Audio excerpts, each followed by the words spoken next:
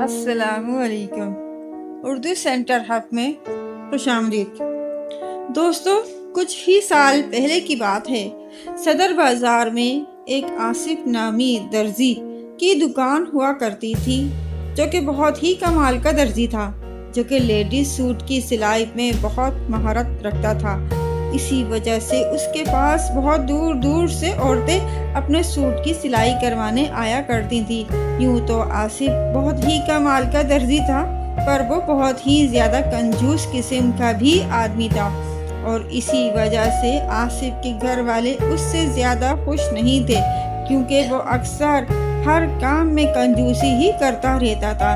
جیسے گھر میں کسی جگہ پر 2 بلب لگنے ہیں تو وہاں 1 بلب لگا دیتا، جہاں 3 کمروں میں 3 پنکھوں کی ضرورت ہوتی وہاں 2 لگا دیتا، اور تیسرے کمرے میں کھڑکیاں کھول دیتا اور بولتا اس کمرے میں پنکھے کی ضرورت نہیں ہے، ادھر تو کھڑکیوں سے بھی ہوا آ جائے گی، اور اسی طرح گھر کے ہر کام میں کنجوسی کرتا۔ اس کے علاوہ آصف کرایہ کے مکان میں رہا کرتا تھا، جبکہ اس کے پاس اتنے پیسے تھے کہ وہ اپنا گھر لے سکتا تھا، اور بہت بار لوگوں نے کہا بھی کہ بھائی اپنا گھر لے لو، پر آصف کسی کی سنتا ہی نہیں تھا۔ اس کے گھر میں آصف کی والدہ، جو کہ اکثر ہی بیمار رہتی تھی، اور 2 چھوٹے بھائی توصیف اور کاشف، جو کہ تقریباً 22 سے 25 سال کے ہوں گے، اور کسی دکان وغیرہ پر کام کرتے تھے، اور اپنی ساری تنخواہ آصف کو لا کر دیتے تھے، جو کہ آصف ان سے یہ کہہ کر لے لیتا تھا کہ ہم سب اپنا گھر لیں گے، اور اسی کے لیے پیسے جمع کر رہا ہوں۔ آصف کی بیوی رخسانہ اور آصف کے 2 بیٹے تھے۔ بڑا بیٹا عظیم، جو کہ 5ویں کلاس میں پڑھتا تھا، اور وسیم، جو کہ 3ری کلاس میں پڑھتا تھا، اور آصف کے والد تو بہت سال پہلے فوت ہو چکے تھے۔ تو ایک دن ایک عورت آصف سے کپڑے سلائی کروانے کے لیے آئی، اور ساتھ میں اس عورت کا شوہر بھی تھا۔ آصف عورت سے کپڑوں کے بارے میں بات کر رہا تھا کہ اتنے میں عورت کے شوہر کو کسی کی کال آئی، اور وہ اس کال کا جواب دیتے ہوئے کہہ رہا تھا کہ ملک صاحب، بہت سے مکان ہیں، آپ جب چاہیں گے، جیسا چاہیں گے مل جائے گا، اور آپ جب چاہیں گے میں آپ کو دکھا بھی دوں گا۔ آصف نے عورت سے بات چیت بند کی اور اس عورت کے شوہر کی طرف دیکھنے لگا، اور جیسے ہی اس آدمی نے فون بند کیا تو آصف نے اس سے پوچھا، بھائی جان آپ کیا کام کرتے ہیں؟ اس عورت کے شوہر نے کہا، جی میں پراپرٹی ڈیلر ہوں، اور مکان کی خرید و فروخت کرتا ہوں۔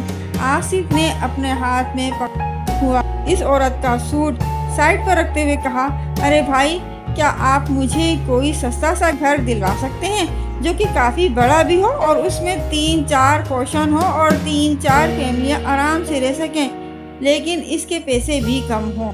اس پراپرٹی ڈیلر نے کہا، کتنے تک کا گھر چاہیے آپ کو؟ آصف نے کہا، بھائی جان، دراصل بات یہ ہے کہ میرے 2 بھائی ہیں، اور انہوں نے مجھے گھر لینے کے لیے 30 لاکھ روپے دیے ہیں، اور اب وہ چاہتے ہیں کہ میں بھی اپنے حصے کے پیسے ڈال کر 45 یا 50 لاکھ کا کوئی گھر لے لیں، جس میں ہم سب آرام سے رہ سکیں۔ تو میں چاہتا ہوں کہ آپ مجھے کوئی ایسا گھر لے دیں جو کہ 30 یا 35 لاکھ میں مل جائے، اور اس میں میرے پیسے کم سے کم لگیں۔ ڈیلر نے کہا، ارے آصف بھائی، یہ آپ کیسی باتیں کر رہے ہیں؟ بھلا آپ کو ایسا گھر کہاں ملے گا جو کہ بڑا بھی ہو، اور 3-4 پوشن والا بھی ہو، اور سستا بھی ہو؟ ایسا گھر تو اگر جنگل میں بھی ہو تو بھی آج کل کے دور کے حساب سے 35-40 لاکھ کا ملے گا، اور آپ تو شہر میں ایسا گھر لینے کی بات کر رہے ہیں، وہ بھی 30-35 لاکھ میں۔ آصف نے کہا، ارے آپ تو پراپرٹی ڈیلر ہیں، آپ کو تو پتہ ہی ہوگا کہ آج کل سستے گھر کہاں کہاں مل سکتے ہیں۔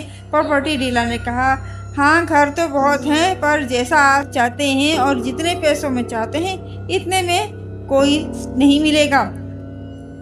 پراپرٹی ڈیلر کی بیوی، جو اپنا سوٹ سلوانے آئی تھی، وہ اپنے شوہر کی طرف دیکھتے ہوئے بولی، آپ ان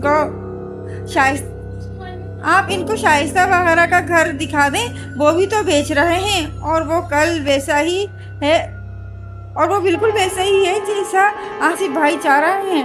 ڈیلر نے کہا، ارے نہیں، وہ گھر بہت ہی خوفناک اور خطرناک ہے، اسی لیے تو آج تک وہ بک نہیں رہا۔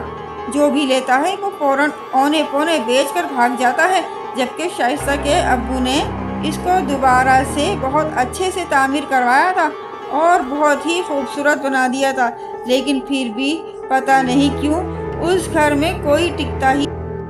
आसिफ ने हैरत से डीलर की तरफ देखते हुए कहा, भाई आप ये किस घर की बात कर रहे हैं? डीलर ने कहा, अरे यार, एक घर है जो कि चोनिया के रास्ते में एक गांव जिसे इलाके में आता है, जबकि वहाँ बहुत आबादी भी है, लेकिन वो घर सबसे अलग थलग है। और इस घर के बारे में मुझे एक डीलर ने बताया था कि बहुत सस्ता फरोख्त हो रहा है। इस वजह से मैंने वो घर अपने एक रिश्तेदार सिकंदर साहब यानी शाइस्ता के अब्बू को दिलवा दिया था, लेकिन हमें उस वक्त ये पता नहीं था कि वो घर इतना सस्ता क्यों है, जबकि वहाँ की जगह के हिसाब से सिर्फ खाली प्लाट की कीमत में हमें अच्छा खूबसूरत बना हुआ घर मिल गया था, और वो भी मुकम्मल रजिस्ट्री के साथ। उस वजह से सिकंदर साहब ने बिना सोचे समझे उसके ऊपर भी 2 पोर्शन नए तामीर करवाए और काफ़ी पैसा भी लगा लिया था इस पर। लेकिन इसी दौरान 2 मजदूर भी अपनी जान गंवा बैठे थे। सब यही कह रहे थे, इन मजदूरों को शैतानी चीज़ों ने मारा है जो कि उस घर में रहती है, और वो किसी को इस घर में ज़्यादा देर तक नहीं बर्दाश्त करती। और इन्हीं शैतानी चीज़ों ने दोनों मजदूरों को छत से धक्का देकर छोटी मंजिल से नीचे फेंक दिया था, जिससे वो उसी वक्त जान बहक हो गए थे। जबकि उन्हीं मजदूरों के साथ भी ये बात कर रहे थे कि कोई डरावनी सी चीज़ ने दोनों मजदूरों की पहले गर्दनें मरोड़ी और फिर उठाकर नीचे फेंक दिया था। इसी वजह से बाकी मजदूर वहाँ से काम छोड़कर भाग गए थे और दोबारा किसी भी मजदूर की हिम्मत नहीं हुई इस जगह काम करने की। और पता है, जब इन दोनों मजदूरों को अस्पताल लेकर गए थे तो डॉक्टर ने भी यही कहा था कि इनकी मौत गिरने से पहले ही वाक़ई हो चुकी थी, क्योंकि उनकी गर्दन ऐसी टूटी हुई थी जैसे किसी ने मोड़कर मुंह को कमर की तरफ लगा दिया हो। और डॉक्टर की ये बात सुनकर सब लोगों में दहशत फैल गई थी इस घर को लेकर। इसी वजह से आज तक चौथी मंजिल का काम वैसे ही अधूरा पड़ा हुआ है। आसिफ ने कहा, पर भाई वो घर है कितने मरले? डीलर ने कहा, 10 मरले का है और बहुत ही खूबसूरत घर बना हुआ है, लेकिन किसी के रहने के काबिल नहीं है। आसिफ ने जल्दबाजी में कहा, अरे भाई आप वो घर मुझे दिला दें, कितने का मिल जाएगा? डीलर ने आसिफ की तरफ देखते हुए कहा, अरे आसिफ भाई, आप क्यों अपनी जान के दुश्मन बन गए हो? वहाँ रहने का मतलब है कि मौत के साए में जीना। आसिफ ने कहा, भाई ये भी तो हो सकता है लोग फजूल ही बातें करते हो, इन मजदूरों को इन्हीं के साथियों ने धक्का देकर मार दिया हो या उनकी कोई आपस में लड़ाई हुई हो। डीलर ने मुस्कुराते हुए कहा, यार सिकंदर साहब भी एक बार अपनी फैमिली को वहाँ लेकर जा चुके हैं और एक ही रात में वहाँ से भागकर वापस आ गए। इतने में डीलर की बीवी ने कहा, हाँ, जब सिकंदर भाई की चारपाई किसी ने उठाकर फेंकी थी और उसी रात शाइस्ता ने भी किसी डरावनी चीज़ को सीढ़ियों में लेटे हुए देखा था और वो सब वहाँ से रातों रात वापस आ गए थे, ये मुझे बताया था शाइस्ता ने। आसिफ ने कहा, अरे बाजी, तो हम वहाँ पढ़ाई करवाएंगे तो सब ठीक हो जाएगा।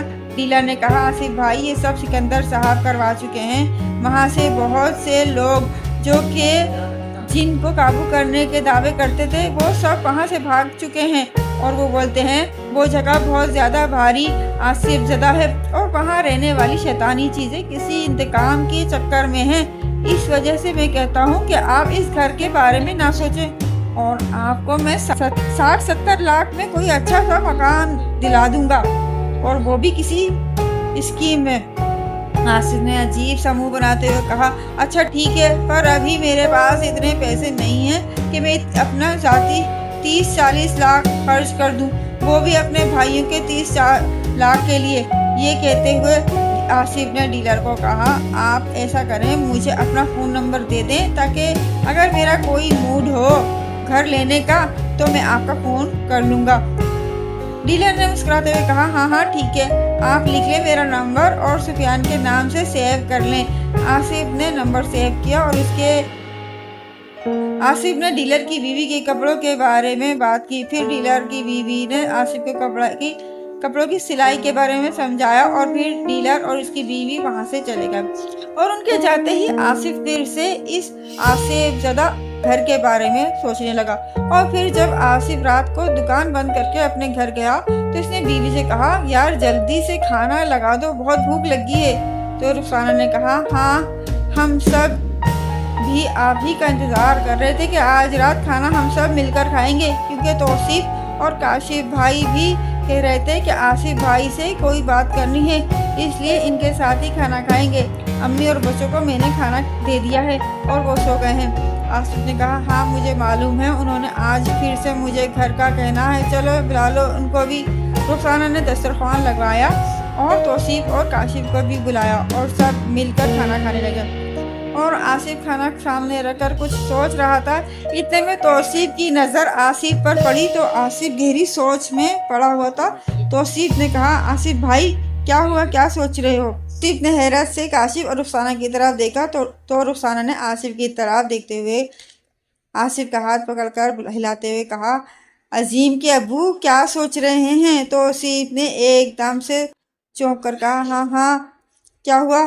تو رخسانہ نے کہا، توصیف آپ کو بلا رہا ہے، آپ کہاں کھوئے ہوئے تھے؟ تو آصف نے کہا، کچھ بس ایسے ہی۔ پھر توصیف کی طرف دیکھتے ہوئے آصف نے کہا، ہاں توصیف کیا بات کرنی تھی تمہیں؟ توصیف نے کہا، آصف بھائی سب خیریت تو ہے؟ پہلے تو کبھی ہم نے آپ کو ایسے نہیں دیکھا، کچھ ہوا ہے کیا؟ آصف نے کہا، نہیں سب ٹھیک ہے، دراصل آج میری دکان پر ایک ڈیلر آیا تھا اور اس نے مجھے ایک گھر کے بارے میں بتایا تھا، اور وہ گھر تقریباً 10 مرلے کا ہے اور اس کے 4 پورشن ہیں، جس میں سے 3 پورشن کا کام بالکل مکمل ہو چکا ہے اور چوتھے پورشن کا کام کچھ باقی ہے، اور گھر پوری طرح سے ویسا ہی ہے جیسا کہ ہم سب چاہتے ہیں، اور اس کی قیمت بھی مناسب ہے۔ ابھی آصف یہ بات کر ہی رہا تھا تو توصیف جھٹ سے بولا، تو بھائی اس میں سوچنے والی کون سی بات ہے؟ اتنا بڑا گھر اور اوپر سے پورشن بھی ہیں اس میں، تو ہم سب آرام سے رہ سکتے ہیں۔ میں تو کہتا ہوں جلدی سے بیانہ کروا دیں ورنہ کوئی اور نہ لے لے۔ آصف نے کہا، ارے نہیں نہیں، اسے کوئی نہیں لے سکتا۔ اتنے میں رخسانہ نے کہا، پر وہ گھر ہے کس جگہ؟ یہاں سے کتنا دور ہے؟ آصف نے کہا، چونیا کے راستے میں ایک علاقہ ہے، وہاں پر ہے۔ کاشف نے کہا، کیا وہ کوئی گاؤں ہے؟ آصف نے کہا، گاؤں تو ہے پر وہ شہر ہی لگتا ہے، کیونکہ وہاں پکی سڑکیں اور بہت آبادی ہے اور کسی جگہ سے بھی گاؤں جیسا نہیں لگتا۔ توصیف نے کہا، تو بھائی ہم کل صبح ہی جا کر دیکھ لیتے ہیں اور اسی وقت بیانہ بھی کروا دیں گے۔ یہ سن کر آصف ہاتھ میں روٹی کا نوالا پکڑے پھر سے سوچ میں پڑ گیا، کیونکہ آصف نے ابھی تک اپنے گھر والوں کو پوری بات نہیں بتائی تھی جو کہ اس ڈیلر نے آصف کو اس کے گھر کے بارے میں بتائی تھی۔ پھر رخسانہ نے آصف کی طرف دیکھتے ہوئے کہا، کیا بات ہے، آپ پھر سے سوچ میں پڑ گئے ہو؟ آخر بات کیا ہے؟ آصف نے چونک کر کہا، نہیں کچھ نہیں، بس میں اس گھر کے بارے میں ہی سوچ رہا تھا۔ رخسانہ نے کہا، کیا سوچ رہے تھے؟ آصف نے کہا، نہیں بس ایسے ہی، چلو اب سب کھانا کھاؤ آرام سے۔ یہ کہتے ہوئے آصف کھانا کھانے لگا اور کھانے کے بعد آصف جب سونے کے لیے لیٹنے اپنے کمرے میں گیا تو اس وقت بھی آصف رات دیر تک جاگ کر یہی سوچتا رہا کہ اگر میں نے گھر میں سب کو بتا دیا کہ وہ گھر کسی کے رہنے کے لائق نہیں تو ہو سکتا ہے اس کے بھائی اس گھر کو خریدنے پہ راضی نہ ہو، اور اگر ایسا ہوا تو پھر ہمیں کوئی سستا گھر نہیں ملے گا۔ آصف کا کبھی دل چاہتا کہ سب کو اس گھر کی اصلیت بتا دوں، پھر سوچتا کہ نہیں بتاؤں گا، بس یہی سوچتے ہوئے وہ سو گیا۔ اگلے دن صبح جب آصف اٹھا تو اس کے دونوں بھائی اس کے پاس آئے اور انہوں نے آصف سے کہا، بھائی آج ہم دونوں نے کام سے چھٹی کی ہے، آج ہم ناشتے کر کے آپ کے ساتھ وہ گھر دیکھنے کے لیے چلیں گے۔ آصف حیرت سے اپنے بھائیوں کی طرف دیکھ رہا تھا اور پھر کچھ دیر اپنا سر کھجاتے ہوئے بولا، ادھر ادھر دیکھتے ہوئے کچھ سوچنے لگا۔ پھر اس نے اپنے بھائیوں کی طرف دیکھتے ہوئے کہا، اچھا ٹھیک ہے، لیکن اس سے پہلے مجھے اس ڈیلر سے فون پر بات کرنی ہوگی، کیونکہ ابھی تو میں نے بھی وہ گھر نہیں دیکھا اور نہ ہی ڈیلر کو بتایا ہے کہ ہم وہ گھر دیکھنا چاہتے ہیں، اس لیے پہلے مجھے اس سے بات کرنی ہوگی۔ توصیف نے کہا، ٹھیک ہے بھائی، پر جو بھی کرنا ہے آج ہی کرنا، ورنہ کہیں وہ گھر فروخت نہ ہو جائے۔ تو آصف کے منہ سے یہ بات نکلی، ارے کسی نے مرنا ہے کیا؟ وہ گھر لے کر سب ڈرتے ہیں وہاں رہنے سے، ورنہ وہ گھر کب کا فروخت ہو گیا ہوتا۔ कोई नहीं लेने वाला इसे। आसिफ की बात सुनकर तौसीफ और काशिफ आसिफ की तरफ हैरत से देखते हुए बोले, भाई क्या मतलब आपका? अगर वो घर कोई नहीं लेगा तो कोई क्यों मरेगा और कौन मारेगा उसे? तो आसिफ ने अचानक अपनी नजरें चुराते हुए सोचा, ये मैंने क्या कह दिया। फिर आसिफ ने अपने भाइयों की तरफ देखते हुए कहा, यार तुम लोग क्या बातें कर रहे हो? मैंने ऐसा कब कहा? जो इस घर का खरीदेगा का वो मरेगा।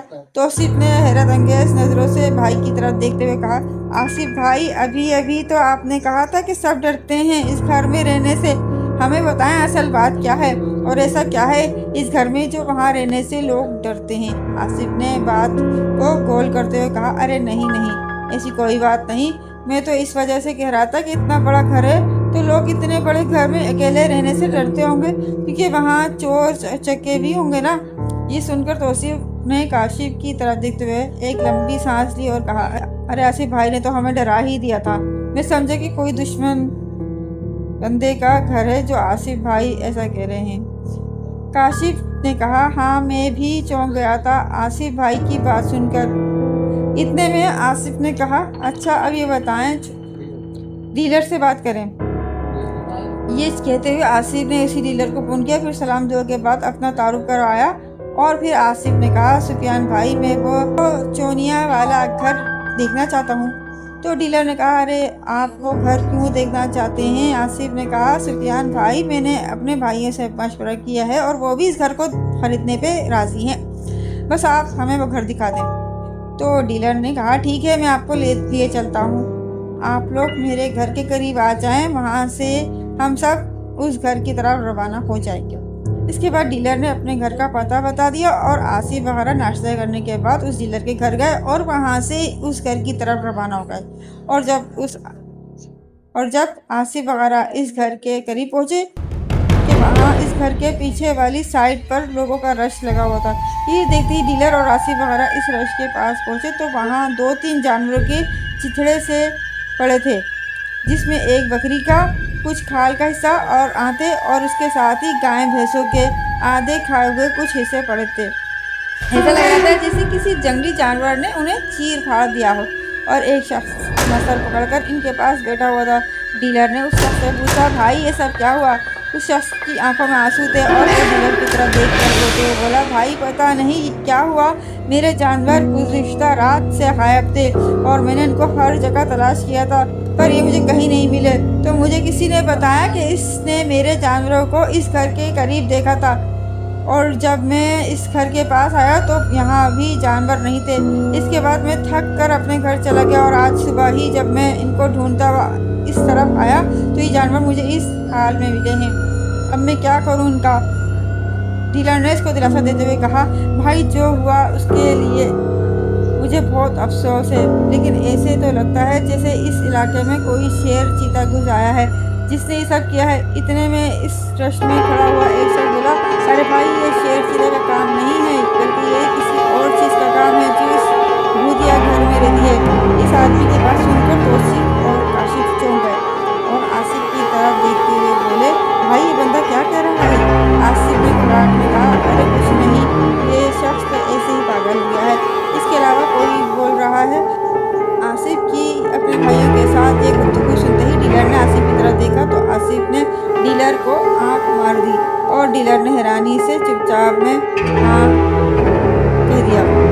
फिर आसिफ ने डीलर से कहा, चलें सुफियान भाई, हमें घर की तरह ले चलें। और जैसे ही आसिफ वगैरह इस घर के गेट के पास पहुंचे तो तौसीफ ने घर को नीचे से ऊपर की तरफ देखते हुए कहा, अरे वाह क्या घर है, देखो तो कितना प्यारा बना हुआ है और ऊपर से टाइल पत्थर मार्बल भी बहुत खूबसूरत लगा हुआ है। काशिफ ने भी कहा, हाँ भाई ये तो किसी खूबसूरत कोठी की तरह लग रहा है। आसिफ ने भी घर को देखकर पागल हो गया। उस घर को अंदर से देखा बिना ही गेट के बाहर ही डीलर को कहने लगा, सुफियान भाई आप जल्दी से हमें अपना डिमांड बता दें।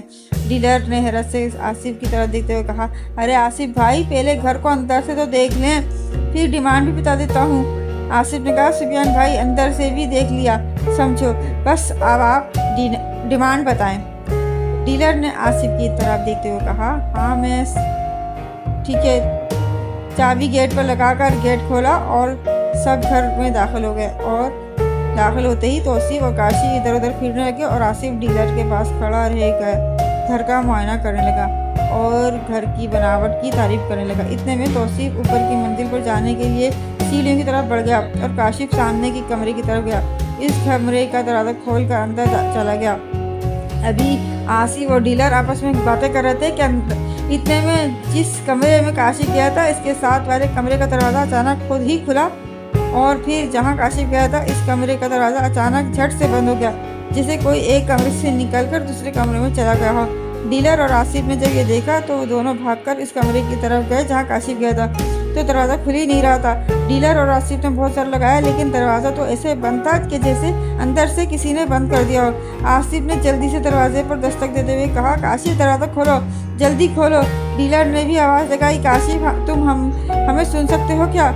लेकिन कमरे से कोई आवाज़ नहीं आई और अब आसिफ ने दहशत भरी नज़रों से डीलर की तरफ देखते हुए कहा, भाई कुछ करें, मेरा भाई अंदर है। डीलर ने फिर घबराहट में जोर से दरवाजे पे दस्तक देते हुए कहा, काशिफ मेरी आवाज़ सुन सकते हो?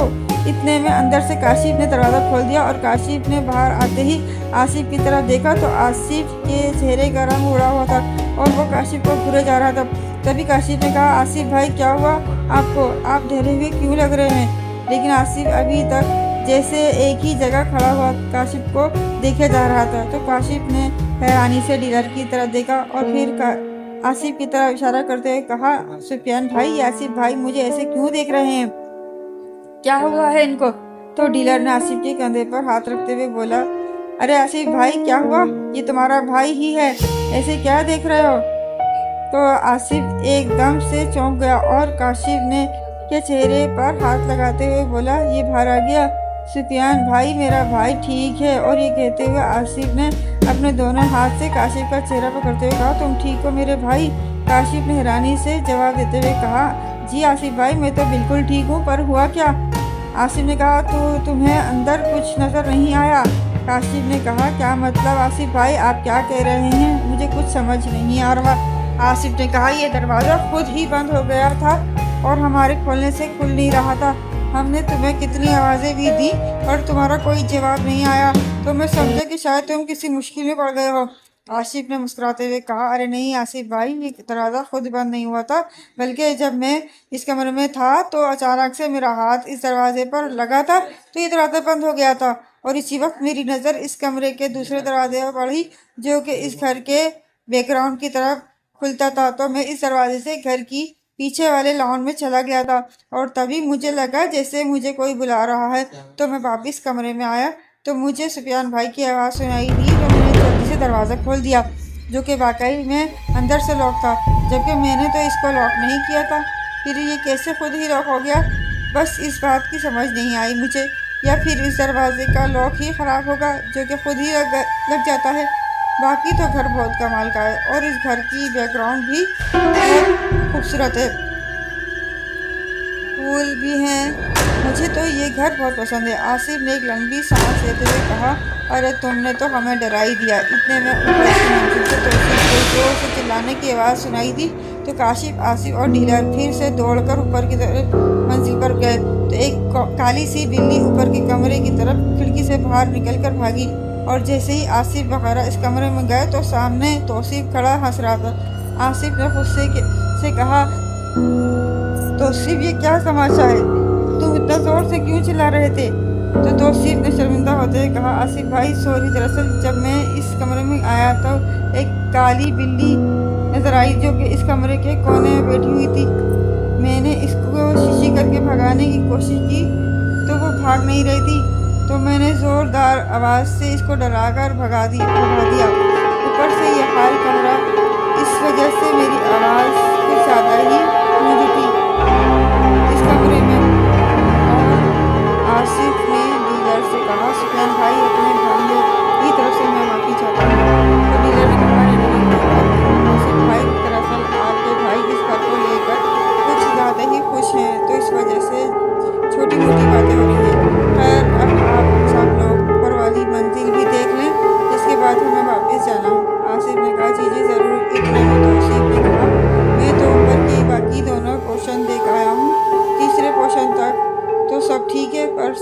سب سے اوپر والی منزل پر مجھے کچھ عجیب سا محسوس ہوا تھا، جیسے کہ وہاں کوئی موجود تھا، لیکن جب میں نے اچھے سے چیک کیا تو لگا میرا وہم تھا، کیونکہ اوپر کی منزل پر اینٹیں اور ریت بجری وغیرہ بکھری پڑی ہیں، تو اس وجہ سے مجھے ایسا لگا۔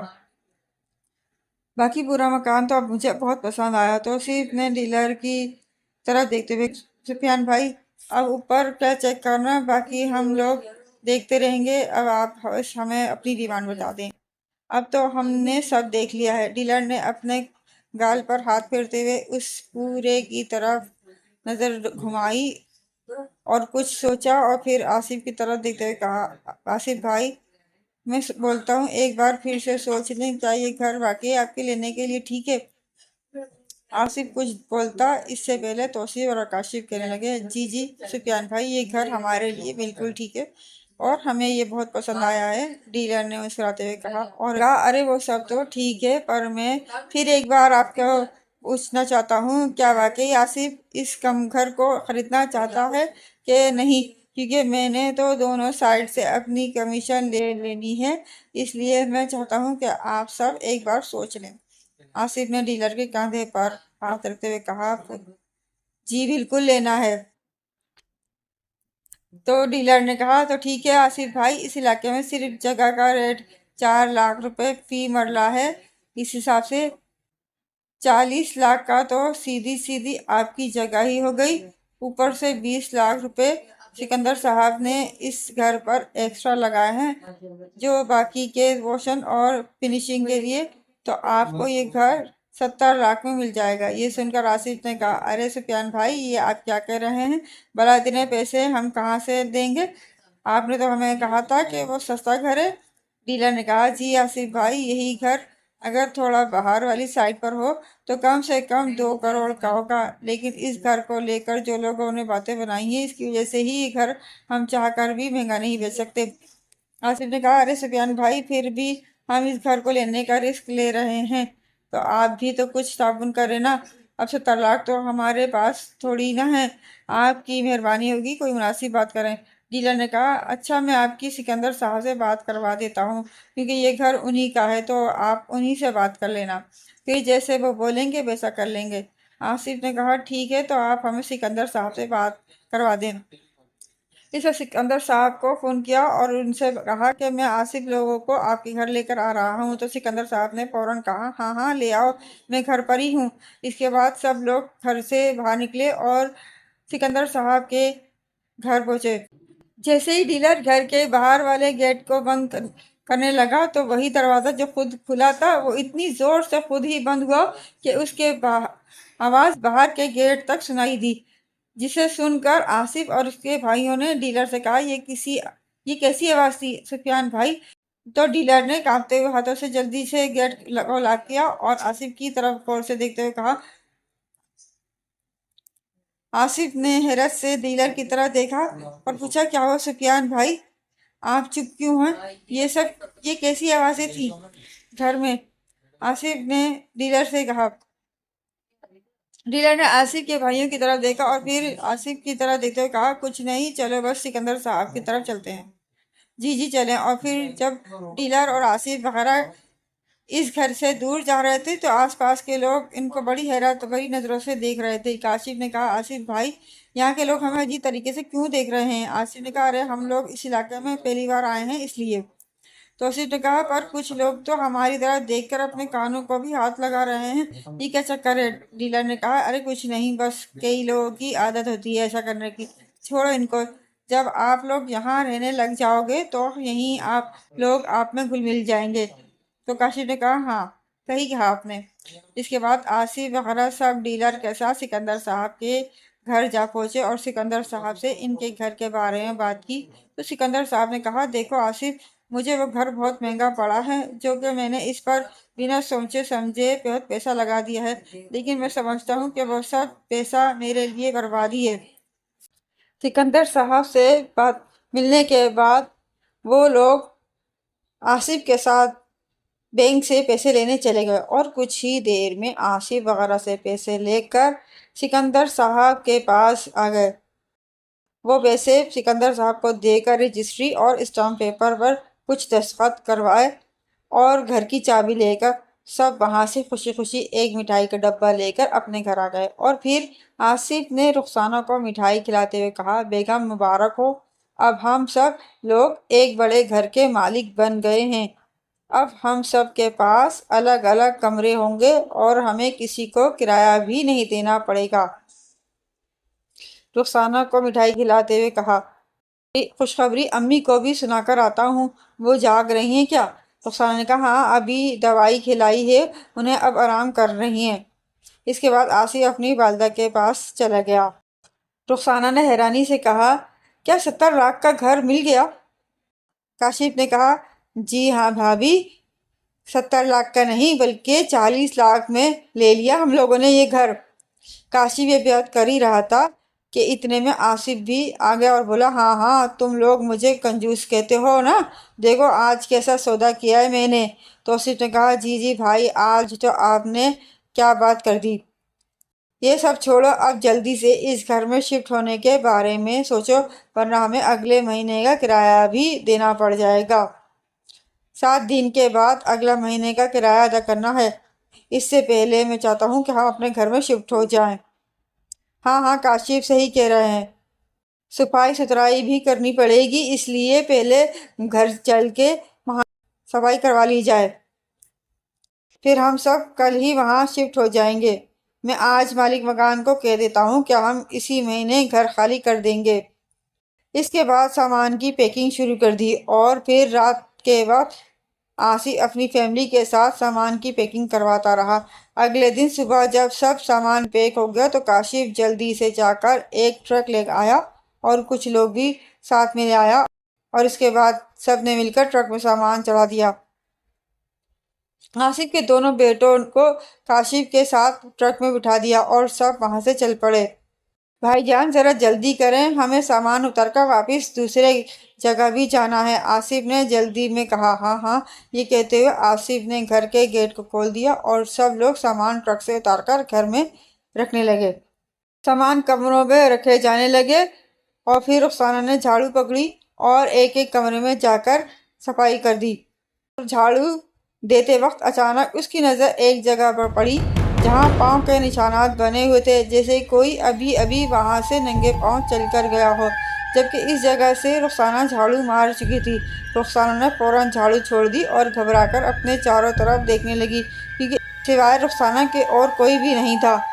وہ یہ سوچنے لگی کہ پاؤں کے نشانات کس کے ہیں۔ اتنے میں آصف کمرے میں آیا اور رخسانہ سے کہنے لگا، یار اگر صفائی ہو گئی ہے تو بتا دو کچھ، تاکہ کچھ سامان اس کمرے میں بھی رکھ دیا ہے۔ اس رخسانہ نے سہمے ہوئے انداز میں آصف کو زمین کی طرف اشارہ کرتے ہوئے کہا، عظیم کہ ابو، یہ دیکھیں یہ پاؤں کے نشانات کیسے ہیں؟ میں نے ابھی یہاں سے جھاڑو پھیری ہے لیکن یہ تو نشان تازہ ہیں، جیسے ابھی کوئی یہاں سے گزر کر گیا ہو۔ آصف نیچے بیٹھ کر پاؤں کے نشانات کا جائزہ لینے لگا، پھر اپنا سر کھنچاتے ہوئے کچھ سوچنے لگا۔ رخسانہ نے کہا، کیا دیکھ رہے ہیں؟ آصف نے کہا، میں یہ دیکھ رہا ہوں کہ تم نے تو جوتی پہنی ہوئی ہے اور تمہارے پاؤں کا سائز بھی نشانوں سے چھوٹا ہے، اور یہ نشان تو تمہارے پاؤں سے کافی بڑے ہیں۔ اس کا مطلب ہے کہ یہ نشان تمہارے پاؤں کے نہیں ہیں اور تمہارے علاوہ اس کمرے میں کوئی آیا بھی نہیں تھا۔ یہ کہتے ہوئے آصف نشانوں کے پیچھے چلتا ہوا کمرے کی دیوار کے پاس جا کر رک گیا اور بولا، پر یہ نشان تو اس دیوار کے پاس آ کر ختم ہو گئے ہیں۔ اس سے تو لگ رہا ہے کہ جیسے کوئی اس دیوار کی طرف آیا ہے، پر اس سے آگے وہ کہاں گیا؟ باقی طرف تو کوئی نشان نہیں ہے۔ رخسانہ نے کہا، پر وہ آیا کہاں سے ہوگا، کیونکہ دروازے کی طرف سے تو کوئی اس طرف نہیں آیا، ورنہ دروازے کے پاس بھی نشان ہوتے، پر یہ نشان تو کمرے کے بیچوں بیچ میں ہیں۔ اتنے میں کاشف بھی آصف کو آواز دیتے ہوئے کمرے میں آیا اور کہنے لگا، ارے بھائی جلدی کر لو، سامان اٹھواؤ، پھر کچھ کھانے پینے کا بندوبست بھی کرنا ہے، بہت بھوک لگی ہے۔ اچانک چونک کر رخسانہ نے ادھر ادھر دیکھا اور پھر جلدی سے کمرے سے باہر چلی گئی۔ اتنے میں توصیف رخسانہ کے پاس آیا اور بولا، بھابھی سب کام چھوڑ کر پہلے کھانا بنا لو، قسم سے بہت بھوک لگی ہے۔ رخسانہ نے کہا، ارے ابھی کیسے کھانا بنے گا، ابھی تو کچن میں سامان بھی نہیں لگایا ہے، پہلے چولہا وغیرہ تو فٹ کر دو کچن میں۔ توصیف نے کہا، ارے بھابھی وہ سب ہم نے کر دیا ہے، کیونکہ میں تب سے اسی کام میں لگا ہوا تھا، اور ہم نے فریج بھی کچن میں ہی رکھ دیا ہے۔ اتنے میں آصف تھکے ہوئے انداز میں آیا اور بولا، ارے میری تو ہمت جواب دے گئی ہے، اب باقی کا سامان کھانے کے بعد ہی رکھیں گے۔ کھانا کھانے کے بعد رخسانہ نے کہا، عظیم کے ابو، پتہ ہے جہاں وہ پیروں کے نشان پڑے تھے وہاں سے مجھے کوئی آواز بھی سنائی دی تھی۔ آصف نے اچانک حیرت سے رخسانہ کی طرف دیکھتے ہوئے کہا، کیا؟ کون سی آواز؟ کیسی آواز؟ رخسانہ نے کہا، جب آپ کاشف کے ساتھ کمرے سے باہر گئے تھے تو میں ان نشانوں کی طرف دیکھ رہی تھی تو مجھے کسی نے کہا مجھے ڈھونڈ رہی ہو۔ آصف نے کہا، تو یہ کس نے کہا تھا؟ کون تھا وہ؟ رخسانہ نے کہا، وہ جو بھی تھا پر نظر نہیں آیا، اس وجہ سے میں ڈر کر کمرے سے باہر آ گئی تھی۔ آصف نے کہا، اپنا ہاتھ اپنے ماتھے پر رکھتے ہوئے خود سے ہلکی سی آواز میں کہا، آخر یہ ہے کیا چیز جو کسی کو یہاں رہنے نہیں دیتی؟ رخسانہ نے حیرانی سے آصف کی طرف دیکھتے ہوئے کہا، کیا مطلب؟ آپ کن چیزوں کی باتیں کر رہے ہیں؟ تو آصف نے چونک کر کہا، نہیں کچھ نہیں، میں تو بس ایسے ہی کچھ سوچنے لگ گیا تھا۔ رخسانہ نے ڈرے انداز میں کہا، عظیم کے ابو، مجھے لگتا ہے اس گھر میں کچھ گڑبڑ ہے، تبھی ان لوگوں نے اتنا بڑا اور خوبصورت گھر صرف 40 لاکھ میں دے دیا۔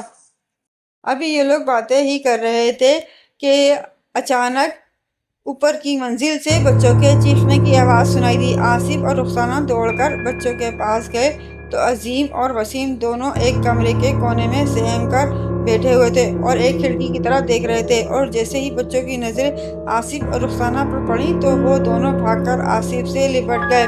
رخسانہ نے گھبراہٹ میں پوچھا، کیا ہوا بچوں، تم لوگ ڈرے ہوئے کیوں ہو؟ تو عظیم نے بنا بولے کھڑکی کی طرف اشارہ کرتے ہوئے کہا، وہاں کوئی تھا۔ آصف نے عظیم کی طرف دیکھتے ہوئے کہا، بیٹا کون تھا وہاں؟ یہ کہتے ہوئے آصف کھڑکی کی طرف گیا اور کھڑکی سے باہر ادھر ادھر دیکھنے لگا، اور پھر واپس عظیم کی طرف دیکھتے ہوئے بولا، یہاں تو کوئی نہیں ہے بیٹا۔ عظیم نے کہا، ابو وہاں پر واقعی میں کوئی تھا۔ پھر عظیم نے وسیم کی طرف دیکھتے ہوئے کہا، کیوں وسیم، وہاں تھا نا کوئی؟ وسیم نے رخسانہ کے پیچھے چھپتے ہوئے بنا بولے ہاں میں سر ہلا دیا۔ آصف نے عظیم سے کہا، پر وہ تھا کون؟ عظیم نے کہا، کوئی ڈراؤنی سی عورت تھی، وہ اس کھڑکی سے باہر چلی گئی ہے۔ رخسانہ نے آصف کی طرف دیکھتے ہوئے کہا، میں نے کہا نا آپ سے اس گھر میں کچھ ہے، پر آپ ماننے کو تیار نہیں تھے۔ ابھی یہ باتیں ہی ہو رہی تھی کہ توصیف اور کاشف کی آوازیں آئیں، بھائی بھابھی نیچے آ جائیں، کھانا کھا لیں۔ تو سب نیچے چلے گئے اور انہوں نے دوپہر کا کھانا کھایا۔ اس کے بعد سب لوگ اپنے اپنے کمرے میں آرام کرنے چلے گئے۔ اب شام کے کھانا پکانے کے لیے جیسے ہی رخسانہ کچن میں گئی تو رخسانہ کی چیخ کی آواز آئی، جس کو سن کر آصف فوراً کچن کی طرف بھاگا تو رخسانہ خوف سے کانپ رہی تھی۔ آصف نے پوچھا، کیا ہوا اور یہ فریج میں سے سارا سامان کیوں گرا ہوا ہے؟ تو اس پر رخسانہ نے کہا کہ یہ سب کھانا میں نے نہیں گرایا، بلکہ میں جب کچن میں کام کر رہی تھی تو میں نے دیکھا کہ فریج کے ساتھ کوئی خوفناک سایہ ہے، اور وہ جلدی سے اس نے فریج کا دروازہ کھولا اور گوشت نکال کر کھانے لگا، جسے دیکھ کر میں نے زور سے چیخ ماری تو وہ سایہ غائب ہو گیا۔ یہ باتیں سن کر آصف نے کہا کہ اب ہمیں اس چیز کے لیے کچھ نہ کچھ کرنا ہوگا، یہ جو بھی کوئی ہمیں پریشان کرنے کی کوشش کر رہا ہے، ہمیں اس سے ڈر کر یہاں سے جانا نہیں ہے۔ یہ بات سن کے رخسانہ نے کہا کہ کیا چیز، کس چیز کے بارے میں ذکر کر رہے ہو؟ کون ہمیں ڈرانے کی کوشش کر رہا ہے؟ کون ہمیں بھگانا چاہتا ہے؟ تو اس پر آصف نے توصیف کی طرف دیکھتے ہوئے کہا کہ نہیں کچھ نہیں، بس ایسی کچھ چھلاوا ٹائپ چیزیں ہیں جو ہمیں پریشان کرنا چاہ رہی ہے تاکہ ہم یہ گھر چھوڑ کر چلے جائیں، لیکن ہم ایسا ہونے نہیں دیں گے۔ ناشتے کے بعد کاشف نے کیبل والے کے پاس جانے کا ارادہ کیا اور وہ کیبل والے کو لینے چلے گیا، اور جیسے ہی وہ کیبل والے کو گھر لے کر واپس آیا اور کیبل والے کو اوپر تار کی سیٹنگ کے لیے لے کے گیا تو اس کو دیکھ کے حیرت ہوئی کہ کیبل والا جب سیڑھی پہ کھڑا ہوا تار درست کر رہا تھا تو اس کے پیچھے ایک نہایت ہی بھیانک شکل والی عورت کھڑی ہوئی تھی، جسے دیکھ کاشف کانپنے لگا۔ اس نے دیکھا کہ وہ بھیانک شکل والی عورت کیبل والے کی طرف متوجہ ہے اور جیسے ہی اس نے کیبل والے کی طرف اپنا ہاتھ بڑھایا تو اسے دیکھ کر کاشف کی چیخ نکل گئی، کیونکہ اس بھیانک عورت کے ہاتھ میں 8 انگلیاں تھیں اور وہ انتہائی خطرناک ہاتھ دکھائی دے رہا تھا جس میں بڑے بڑے ناخن تھے جو کسی کو چیرنے پھاڑنے کے لیے کافی تھے۔ اور کاشف نے فوراً آواز لگا کے کہا، بھائی بچو! لیکن کیبل والے کے متوجہ ہونے سے پہلے اس عورت نے کیبل والے کا پاؤں پکڑ کے نیچے سے زور سے گرا دیا۔ کاشف کی چیخ کی آواز سن کر آصف اور توصیف بھاگ کر اوپر کی طرف آئے۔ انہوں نے دیکھا کہ کاشف بری طرح سے کانپ رہا تھا اور کیبل والا سیڑھی سے نیچے گرا پڑا تھا۔ انہوں نے کیبل والے کو دیکھا تو اس کی ٹانگ کی ہڈی ٹوٹی ہوئی تھی اور انہوں نے اسے اٹھا کر اوپر لٹایا۔ پھر اس کے بعد جب وہ کاشف کی طرف متوجہ ہوئے تو وہ ابھی تک کانپ رہا تھا اور پسینے سے شرابور تھا۔ جب انہوں نے اسے ہاتھ لگایا تو اس کا جسم بخار سے تپ رہا تھا۔ اس کے بعد توصیف نے آصف سے کہا کہ بھائی میں ان دونوں کو دیکھتا ہوں، آپ باہر جا کر ڈاکٹر صاحب کو لے آئیں۔ چنانچہ آصف ڈاکٹر کو لے چلا گیا۔ آصف بائک پر بٹھا کر ڈاکٹر صاحب کو لے کر آیا۔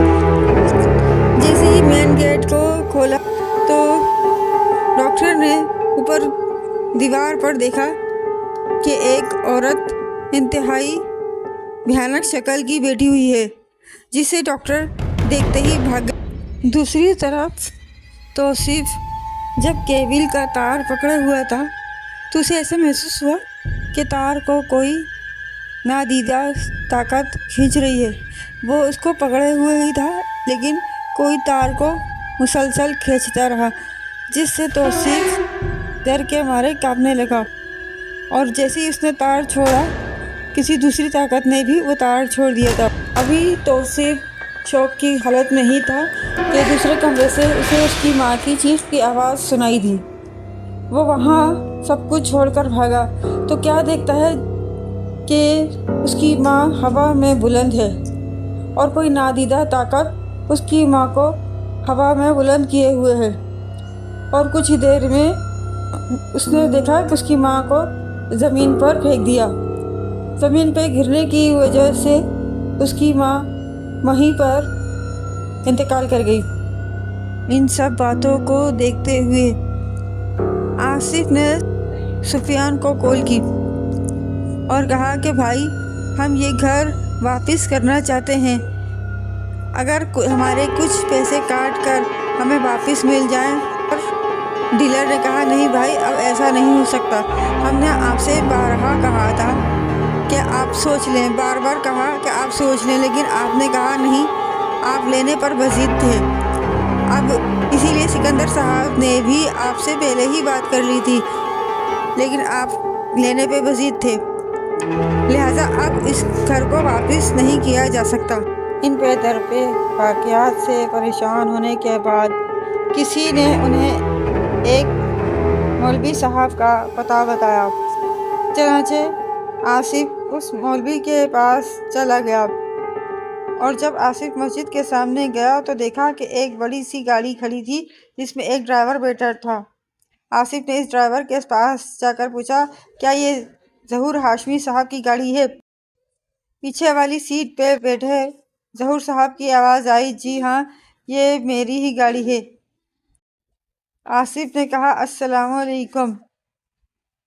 ظہور ہاشمی صاحب گاڑی سے باہر نکلے تو آصف نے دیکھا کہ ایک نورانی چہرے والے شخص جس نے سفید رنگ کا صاف ستھرا لباس پہنا ہوا تھا، سر پر سفید رنگ کی ٹوپی تھی اور اس کے ہاتھ میں ایک بڑی سی تسبیح پکڑی ہوئی تھی اور چہرے پر سفید داڑھی تھی جس کی وجہ سے چہرہ اور زیادہ روشن لگ رہا تھا۔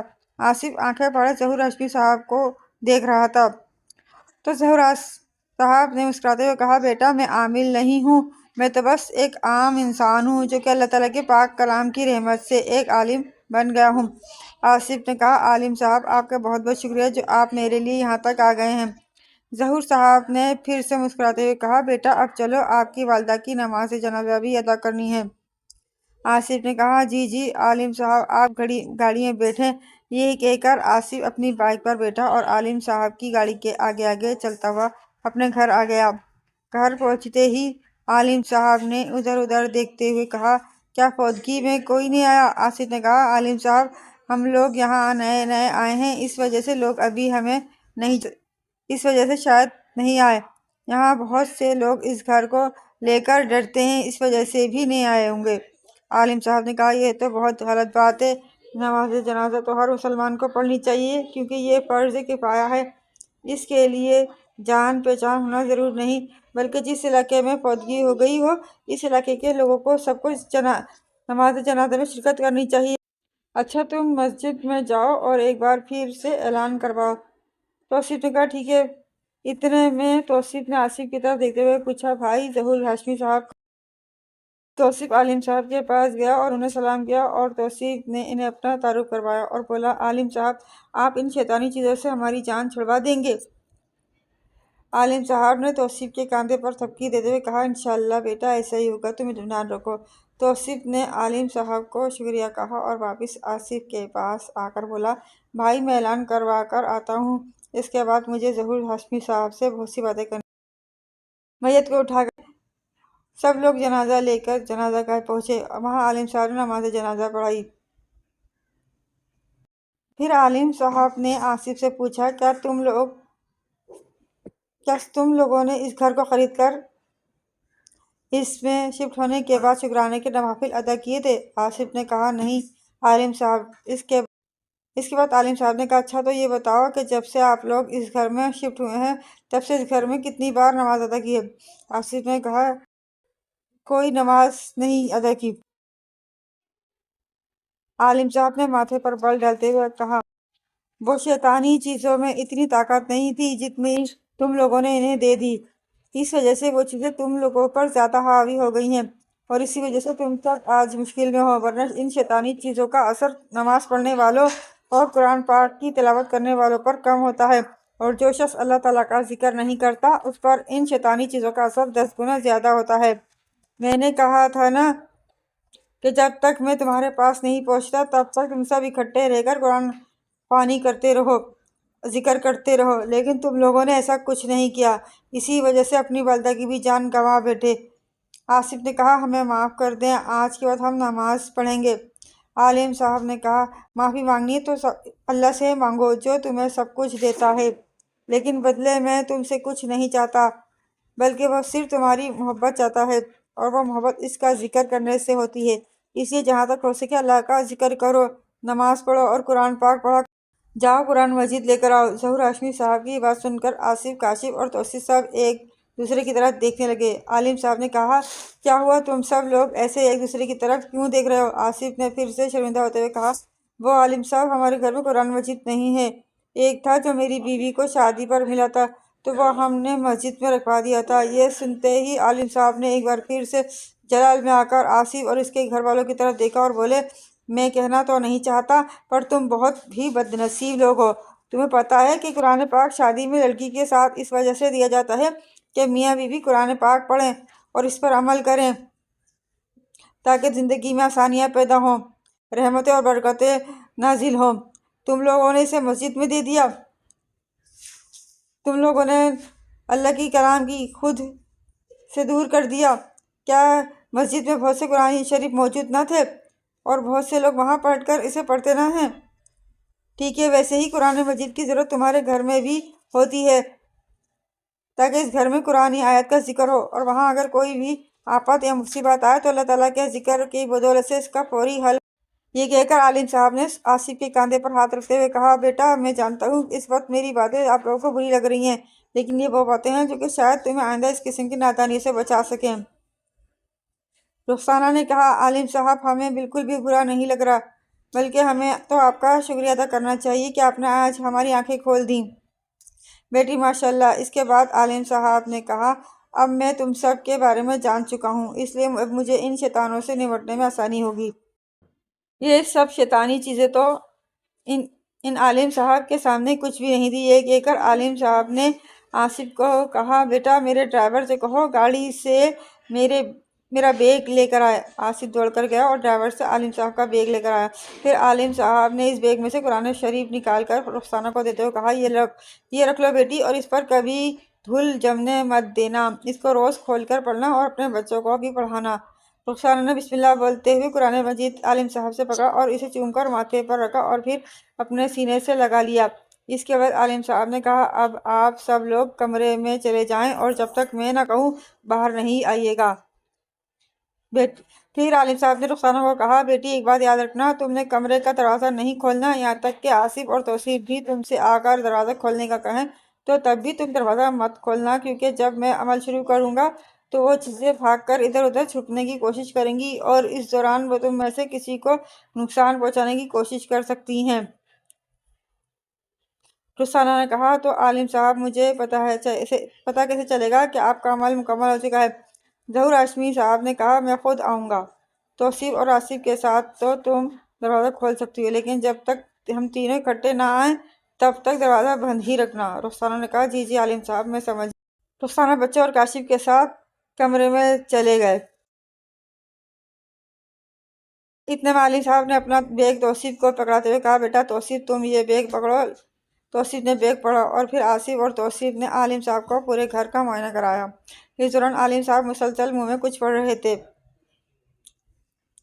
توصیف سے کہا، بیٹا ذرا بیگ کھولو۔ توصیف نے بیگ کھولا اور اس سے ایک کالے رنگ کی ڈوری لی اور اس ڈوری میں سے 2 پیس کاٹ کر آصف اور توصیف کو دیتے ہوئے بولے، بیٹا تم دونوں اس ڈوری کو اپنے گلے میں باندھ لو۔ آصف نے کہا، جی عالم صاحب۔ پر یہ کیا ہے؟ عالم صاحب نے کہا، اس ڈوری پر دم کیا ہوا ہے، اس وجہ سے وہ شیطانی چیزیں تم پر حملہ نہیں کریں گی۔ آصف اور توصیف نے جلدی سے ڈوریاں اپنے گلوں میں پہن لیں۔ پھر عالم صاحب نے بیگ سے سبز رنگ کی پانی کی ایک بوتل نکالی اور بیک یارڈ کی زمین پر چھڑک دی۔ تبھی آس پاس سے خوفناک آوازیں سنائی دینے لگیں۔ عالم صاحب مسلسل زمین کی طرف دیکھ رہے تھے۔ توصیف اور آصف بھی وہ آوازیں سن کر ڈر رہے تھے اور ادھر ادھر دیکھ رہے تھے کہ آوازیں کہاں سے آ رہی ہیں۔ اتنے میں بہت سے لوگوں کے بھاگتے ہوئے قدموں کی دھمک سنائی دی اور عالم صاحب نے کہا، بھاگو، کہاں تک بھاگو گے؟ آج تو تمہارا خاتمہ حتمی ہے۔ اور پھر عالم صاحب اچانک بیک یارڈ سے ہی اوپر کی منزل کی کھڑکی کی طرف دیکھا۔ تبھی اوپر کی منزل سے ایک بڑی سی اینٹ عالم صاحب کی طرف آئی۔ عالم صاحب نے اپنے ہاتھ سے اس اینٹ کی طرف رکنے کا اشارہ کیا تو اینٹ جو عالم صاحب کی طرف آ رہی تھی وہ عالم صاحب سے دور جا گری۔ یہ دیکھ کر آصف اور توصیف حیران رہ گئے اور ایک دوسرے کی طرف دیکھنے لگے۔ تبھی عالم صاحب نے کہا، مجھے 2 لوگ چاہیے جو کہ زمین کھود سکیں۔ توصیف نے کہا، میں لے کر آتا ہوں۔ یہ کہہ کر توصیف مزدوروں کو لینے چلا گیا۔ آصف نے کہا، عالم صاحب یہ زمین کس لیے کھودنی ہے؟ عالم صاحب نے کہا، سب فسادات کی جڑ اس زمین کے نیچے ہے۔ آصف زمین کی طرف دیکھنے لگا۔ تبھی عالم صاحب نے آصف سے کہا، بیٹا کیا تم بتا سکتے ہو کہ اس گھر کا پہلا مالک کون تھا؟ آصف نے کہا، عالم صاحب یہ تو مجھے نہیں پتا، پر میں نے جس سے یہ خریدا ہے اس کا نام سکندر ہے، لیکن وہ ابھی اس گھر کے پہلے مالک نہیں تھے، کیونکہ انہوں نے بھی یہ گھر کسی سے خریدا تھا۔ عالم صاحب نے کہا، اس کا مطلب ہے کہ یہ ایک لمبا سلسلہ ہے۔ یہ کہتے ہوئے عالم صاحب کچھ سوچنے لگے۔ آصف نے عالم صاحب کی طرف دیکھتے ہوئے کہا، کیا سوچ رہے ہیں؟ عالم صاحب نے کہا، یہ جو شیطانی چیزیں یہاں پر قابض ہیں، ایسا لگتا ہے یہ لوگ بہت عرصے پہلے اس جگہ کی رہائشی تھیں، لیکن اس بات کا پتہ اس زمین کو کھود کر ہی چلے گا۔ تھوڑی دیر میں آصف 2 مزدوروں کو لے آیا اور عالم صاحب نے مزدوروں کو کہا کہ یہ جہاں پھول نظر آ رہے ہیں اس جگہ پر کھدائی کرو، اور مزدوروں نے کھدائی شروع کر دی۔ اس دوران عالم صاحب کچھ پڑھنے لگے۔ آصف اور توصیف ایک سائڈ پہ کھڑے ہو کر مزدوروں کو دیکھنے لگے۔ اسی دوران رخسانہ بچے جس کمرے میں تھے وہاں دروازے پر دستک ہونے لگی۔ رخسانہ دستک سنتے ہی چونک گئی اور دروازے کی طرف بڑھنے لگی اور ایسے ایسے کھڑکی کی طرف بڑھی۔ پھر رخسانہ نے کھڑکی کا پردہ ہٹایا تو رخسانہ کے ہوش اڑ گئے اور اس نے اسی وقت پردہ کھڑکی پر ڈال دیا اور ایک دم سے پیچھے ہٹ گئی اور اپنا دوپٹہ اپنے منہ پر رکھ لیا۔ اتنے میں کاشف نے آہستہ سے پوچھا، بھابھی کون ہے دروازے پر؟ رخسانہ نے کاشف کی طرف دیکھتے ہوئے نہیں میں اپنی گردن ہلا دی۔ کاشف نے کہا، بھابھی بتاؤ تو کھڑکی سے کیا دیکھا آپ نے جو اتنا ڈر گئی؟ اور رخسانہ نے کہا، دروازے پر امی کھڑی ہیں۔ کاشف نے حیرانی سے پوچھا، کیا امی کھڑی ہیں؟ رخسانہ نے کہا، ہاں۔ کاشف نے کہا، بھابھی یہ کیسے ممکن ہے؟ امی کو تو ہم دفنا کر آئے ہیں۔ یہ کہتے ہوئے کاشف کھڑکی کی طرف گیا اور پردہ سائڈ پر کر کے دیکھا۔ پیچھے سے باہر دیکھا تو کاشف کو بھی اس کی والدہ دروازے پر دستک دیتی نظر آئیں۔ کاشف اپنی والدہ کی طرف دیکھ رہا تھا کہ اچانک سے اس کی والدہ نے کاشف کی طرف دیکھا اور ایک دم سے کھڑکی کے سامنے آ کر کھڑی ہو گئی۔ کاشف پھر جھٹکے سے پیچھے ہٹ گیا اور اپنی والدہ کی طرف دیکھنے لگا۔ پھر کہنے لگا، یہ نہیں ہو سکتا، کبھی نہیں ہو سکتا، میری امی مر چکی ہیں، وہ یہ نہیں ہو سکتی۔ اور دیکھتے ہی دیکھتے کاشف کی والدہ کی شکل بھیانک ہونے لگی۔ کاشف نے جلدی سے آگے بڑھ کر پردہ کھینچ کر کھڑکی کے آگے کر دیا اور بیٹھ کر رونے لگا۔ تبھی اچانک سے کھڑکی کا شیشہ ٹوٹنے کی آواز سنائی دی۔ کاشف اور رخسانہ نے فوراً کھڑکی کی طرف دیکھا تو کھڑکی کا پردہ خود ہی سائڈ پر سرکنے لگا، اور جیسے ہی پردہ سائڈ پر ہوا تو کھڑکی میں 2-3 لوگ کھڑے تھے جن کی شکلیں بگڑی ہوئی تھیں اور وہ بہت ہی خوفناک لگ رہے تھے۔ بچے زور زور سے چیخنے لگے۔ اتنے میں کاشف نے دوڑ کر بیک یارڈ کی طرف والی کھڑکی کھولی اور وہاں سے عالم صاحب کو آواز دی۔ عالم صاحب نے ابھی کھڑکی کی طرف دیکھا ہی تھا، اتنے میں کھڑکی سے بچوں کی چیخنے چلانے کی آوازیں سنی تو وہ فوراً آصف کے ساتھ بیک یارڈ سے باہر سائڈ والے دروازے کی طرف آ گئے تو عالم صاحب نے دیکھا کہ وہ شیطانی چیزیں کھڑکی کے پاس کھڑی رخسانہ بچوں کو تنگ کرنے کی کوشش کر رہی ہیں۔ عالم صاحب نے ان شیطانی چیزوں کی طرف دیکھتے ہوئے کہا، رک جاؤ نامردودو۔ اور شیطانی چیزوں نے جیسے ہی عالم صاحب کی طرف دیکھا تو انہوں نے عجیب سی آوازیں نکالتے ہوئے عالم صاحب پر حملہ کرنا چاہا، لیکن جیسے ہی ان میں سے ایک شیطانی چیز نے عالم صاحب کو ہاتھ لگانا چاہا تو اس کے ہاتھ سے دھواں سا نکلنے لگا اور اس شیطانی چیز نے خوفناک چیخیں مارنا شروع کر دیں اور پھر عالم صاحب سے دور ہو گئیں۔ اسے دیکھتے ہی باقی شیطانی چیزیں بھی وہاں سے سیڑھیوں کی طرف بھاگ گئیں اور پھر عالم صاحب نے کھڑکی کے پاس جا کر رخسانہ سے کہا، بیٹی پریشان مت ہو، تم کمرے میں قرآن مجید کی تلاوت کرو اور اس سے یہ چیزیں دوبارہ تمہارے پاس نہیں پٹکیں گی۔ رخسانہ نے کہا، جی جی عالم صاحب میں بھی کرتی ہوں۔ یہ کہہ کر عالم صاحب اور آصف پھر سے بیک یارڈ کی طرف چلے گئے۔ وہاں پہنچے تو تب تک مزدوروں نے کافی کھدائی کر لی تھی۔ اچانک سے ایک مزدور نے چیخ مارا۔ عالم صاحب جلدی سے اس مزدور کی طرف بڑھے اور دیکھا کہ وہ مزدور گڑھے میں کھڑا اپنی ٹانگ کو دیکھ کر چیخ رہا تھا۔ جب عالم صاحب کی نظر اس کی ٹانگ پر پڑی تو دیکھا زمین میں سے ایک خوفناک ہاتھ نے مزدور کی ٹانگ پکڑی ہوئی تھی اور اس ہاتھ کے ناخن اس مزدور کی ٹانگ میں چبھے ہوئے تھے۔ عالم صاحب نے جلدی سے سبز رنگ والا پانی اس گڑھے میں پھینکا اور پانی کے گرتے ہی وہ ہاتھ واپس زمین میں چلا گیا اور پھر توصیف نے اس مزدور کو گڑھے سے باہر نکال لیا۔ اس کی ٹانگ سے خون رسنے لگا۔ عالم صاحب نے مزدور سے کہا، گھبراؤ نہیں، یہ ابھی کچھ ہی دیر میں ٹھیک ہو جائے گا۔ یہ کہتے ہوئے عالم صاحب نے وہ سبز رنگ کا پانی اس کے ٹانگ پر ڈالا اور مزدور سے کہا، تم تھوڑی دیر آرام کر لو۔ اتنے میں دوسرے مزدور نے عالم صاحب کی طرف دیکھتے ہوئے اچانک سے کہا، مولوی صاحب یہ دیکھیے یہاں زمین سے خون نکل رہا ہے۔ عالم صاحب نے کہا، رکو مت، تھوڑا سا اور کھدائی کرو، وہ خون نہیں ہے، بس تم کھدائی کرتے رہو۔ آصف اور توصیف نے گڑھے میں دیکھا تو واقعی گڑھے میں خون تھا تو آصف نے عالم صاحب کی طرف دیکھتے ہوئے کہا، عالم صاحب گڑھے میں واقعی خون ہے۔ عالم صاحب نے مسکراتے ہوئے کہا، میں نے دیکھ لیا ہے، وہ کچھ بھی نہیں ہے۔ جہاں گندے عملیات ہوتے ہیں وہاں ایسی چیزیں اکثر نظر آتی ہیں، ضرور ناپاک عملیات ہوتے رہے ہوں گے۔ باقی رہی خون کی بات تو اب ذرا مزدور سے پوچھ کر دیکھو کہ اب بھی خون ہے وہاں۔ آصف نے بجائے مزدور کو پوچھنے کے خود ہی جا کر کھڑے میں دیکھا تو خون کا ایک قطرہ بھی نہیں تھا۔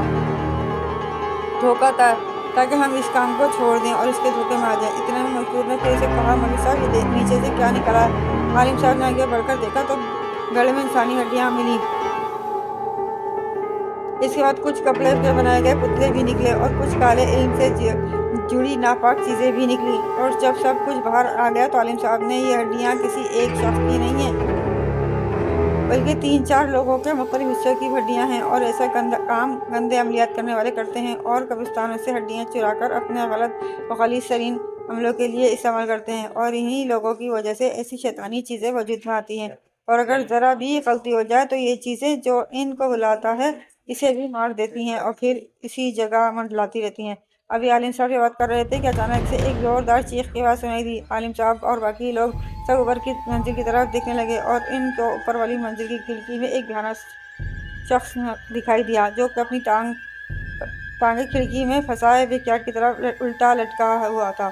عالم صاحب اور باقی لوگوں کی طرف غصے سے دیکھ رہا تھا۔ عالم صاحب نے اس مزدور کو کہا، یہاں سے ہٹ جاؤ۔ جو مزدور پہلے زخمی ہوا تھا کیونکہ وہ مزدور بالکل اس کھڑکی کے نیچے بیٹھ کر اپنی گردن اوپر کر کے اسے شیطان کو دیکھ رہا تھا، تو مزدور جلدی سے وہاں سے اٹھا اور عالم صاحب کے پاس جا کر کھڑا ہو گیا اور پھر سے اس شیطان کو حیرت سے دیکھنے لگا۔ عالم صاحب نے کہا، یہ بہت ہی زیادہ خطرناک ہے، اس کی طاقت باقی شیطانوں سے زیادہ ہے، یہ کچھ بھی کر سکتا ہے۔ آصف نے ڈرتے ہوئے کہا، عالم صاحب یہ کیا ہمیں مار سکتا ہے؟ عالم صاحب نے کہا، یہ کیا مارے گا؟ کسی کو مارنے اور زندگی دینے والی ذات اللہ کی ہے، تو یہ صرف مارنے کی کوشش ہی کر سکتا ہے، اور اگر اللہ تعالیٰ نے ہماری زندگی باقی رکھی تو یہ کیا کر سکتا ہے؟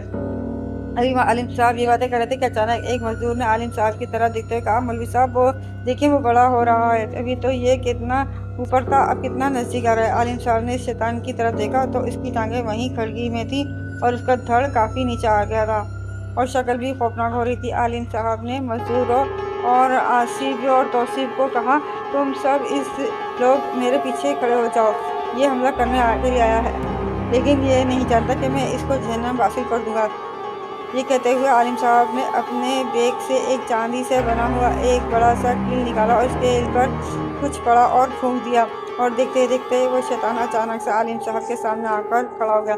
اس شیطان کی وجود کبھی نظر آتا اور کبھی غائب ہو جاتا۔ اتنے میں دھم کی آواز سنائی دی اور عالم صاحب کی بائیں طرف ایک اور شیطانی چیز آ کر کھڑی ہو گئی، جس کی شکل بہت زیادہ ڈراؤنی تھی اور اس کی سانپ جیسی زبان تھی اور اس کے پاؤں الٹے تھے۔ عالم صاحب نے کہا، اچھا ہے تم بھی آ گئی ہو، اب مجھے باقی دو کو مارنے میں آسانی ہوگی، تم نے یہاں بہت سالوں تک بسیرا کر لیا، اب یہ جگہ تم خالی کرو گے۔ اس کہنے کے بعد ہی عالم صاحب کے سامنے وہ دو شکلیں اور آ گئیں، اور وہ ڈائن بھی جانوروں کی طرح زمین پر ہاتھوں اور پیروں سے چلتی ہوئی عالم صاحب کی طرف بڑھی۔ عالم صاحب نے پہلے اس منحوس شیطان کا ہاتھ پکڑا اور پھر دوسرے ہاتھ سے وہ چاندی سے بنا ہوا کیل زور سے اس شیطان کے ماتھے کے بیچوں بیچ گھسا دیا اور وہ شیطان بری طرح تڑپنے لگا۔ اتنے میں اس ڈائن نے عالم صاحب کی طرف حملہ کیا تو اس ڈائن کے ہاتھوں سے دھواں نکلنے لگا، اور اسی وقت عالم صاحب نے اس ڈائن کو اس کے سر کے بالوں سے پکڑ لیا اور وہ چیخنے لگی، اور اسی طرح عالم صاحب نے تیسرے اور چوتھے کے بھی کیل لا کر گھسا دیا۔ اس طرح ان چاروں کا خاتمہ ہو گیا، اور وہ ڈائن بھی اور وہ شیطان بھی اور باقی دو بھی چیزیں شیطانی اچانک ختم ہو گئیں۔ چاروں شیطان زمین پر پڑے تڑپ رہے تھے اور دونوں شیطانوں کے جسموں سے دھوئیں نکل رہے تھے اور ان کا وجود جلنا شروع ہو گیا، اور کچھ ہی پل میں ان دونوں شیطان کو جہنم واصل کر دیا، اور باقی دوسرے بھی ان کے ساتھ ہی خاکسار ہو کر مٹی سے مٹی ہو گئے۔ پھر عالم صاحب نے باقی بچے دونوں شیطانوں کی طرف دیکھا تو وہ دونوں اچانک سے غائب ہو گئے۔ عالم صاحب نے آصف کی طرف دیکھتے ہوئے کہا، میرے بیگ میں ایک سبز رنگ کا کپڑا ہے، اسے نکال کر زمین پر بچھا دو۔ آصف نے دیکھا، پھر جو انسانی ہڈیاں پڑی تھیں ان سب کو اٹھا کر اس سبز کپڑے میں رکھ دیا۔ توصیف اور آصف نے جلدی سے سب ہڈیاں اٹھا کر سبز کپڑے پر رکھ دی۔ پھر عالم صاحب نے اپنے بیگ سے ایک سفید رنگ کا پاؤڈر نکالا اور اس پاؤڈر کو ان ہڈیوں پر چھڑک دیا، اور آصف سے کہا، اب ان سب کو ایک ساتھ باندھ دو، اور ان سب ہڈیوں کو اس سبز کپڑے میں باندھ کر جلا دیا۔ اس طرح سے اس گھر کی تمام خوفناک بلائیں اور شیطانی طاقتوں کا خاتمہ ہو گیا۔ اس کے بعد سب تلاوت میں مصروف ہو گئے، اور اس کے بعد ان تمام چیزوں میں سے کسی کا بھی اس گھر میں کوئی سایہ تک نظر نہیں آیا۔